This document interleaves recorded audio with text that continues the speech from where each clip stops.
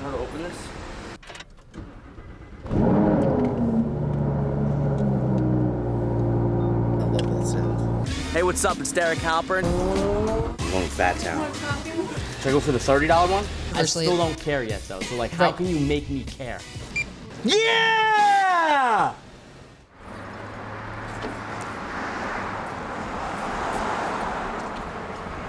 Fucking pancakes? Is that what you're getting? Maybe. I'm super excited about your car. Yeah, it's nice, huh? The other day, I'm reading a blog post from a copywriter talking about how to do better copywriting, and if you talk to them, they're gonna be like, oh, well, there's no right or wrong answer. It's just my opinion. It's like, no, there actually is a right and wrong answer. Look, one of the things business owners forget about is this. No one cares about what you do. No one cares about what you say. People only care about themselves. People only care about how you make them feel. The problem is common too. People have a good mission, a good cause, and they screw it up. In fact, I just went to Vegas to speak at Selena Sue's mastermind, and I encountered an entrepreneur who made this same mistake. Can I ask you a question? Yeah. Why does it matter? Why does it matter? Like why? Yeah, why does it matter? You said you help people do this and explain it's important, but why? Because I think that businesses have an incredible power and maybe controversially. I still don't care yet, though. So, like, how can you make me care?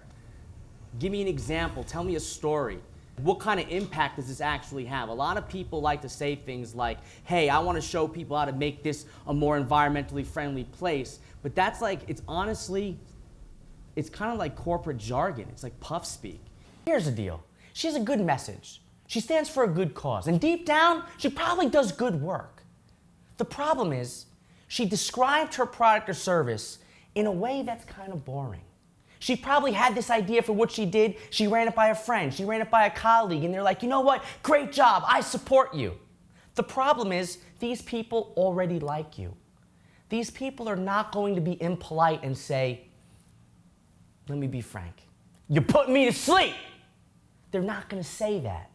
However, when you take your message out into the real world, when you take that message and show that message to people who have never heard of you before, people who don't care about you, people who are bombarded by 1 million advertisements each day, they're going to see this and their eyes are going to glaze over, they're going to tune you out, and they're not going to listen. That's why I always tell people it's important to work on your messaging. It's important to come up with something that grabs people's attention. It's important to do, as Robert Collier said in the Blue Letter book, to enter the conversation that's already going on in people's head. Now, how do you do it? Simple. I actually shared the trick inside my speech at that conference. You have to get to the conflict fast. And this is something that I've done in the last year. If you've seen my Facebook stuff, I do these coffee shop stories. And one of the things that's very prevalent in each of these stories is so I'm at the coffee shop, some guy leans over, says, what are you working on, a screenplay? I said, no, I'm working on my business. And then 5 minutes later, he screams out, does anyone around here have a job? And there's only me, him, and the 3 people who have a job working at the coffee shop. Clearly, he was referring to me. So, if you can get to the conflict faster, it's going to make people laugh. It's going to make people say, "That's me." It's going to make people say, "Oh my God," and they're going to share it without even reading it. Most people spend way too much time to build up their idea because they're trying to be eloquent. They're trying to do all this stuff, but that's not the world on the internet. Most people who share your stuff will share it without reading it. So you need to be able to figure out a way to make them laugh in that first 3 sentences.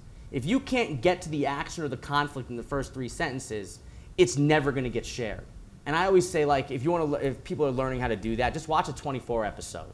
I watched 3 seasons of that back to back, sleeping 3 hours in between the seasons. I know you're probably wondering, what does a TV show like 24 have to do with creating content for a business? And the answer is everything. When you're looking to get attention from people, you need their attention. How do you get attention? Conflict, drama, positivity. Tell a good story. Get people's attention with flashing lights. Not flashing banners. This isn't 1995. But get their attention. And you need to do that, especially now. People's attention is split. It's split on Instagram, Facebook, email, advertising, TV. Even though you're a business, you're in competition with everything that is demanding the attention of your customer. You're in competition with PlayStation. You're in competition with YouTube channels. You're in competition with advertisements. You're in competition with their significant other. If you want to win people over, you need to realize that we are all now in the attention business. You need to get their attention, and this is just one of the ways to do it. So here's what I want to hear from you. Based on what you learned in this video today, how do you plan on creating some new types of content? How do you plan on describing what you do that gets people's attention? Leave a comment below this video.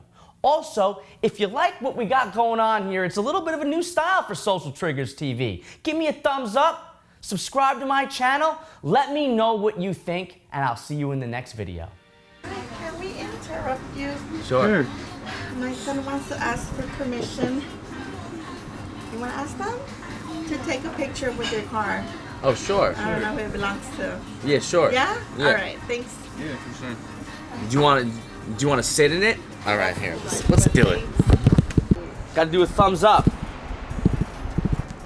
on the outside? Next to the logo? I gotta say, hey, see ya. I gotta say that's like, I remember when I first saw my first Lamborghini.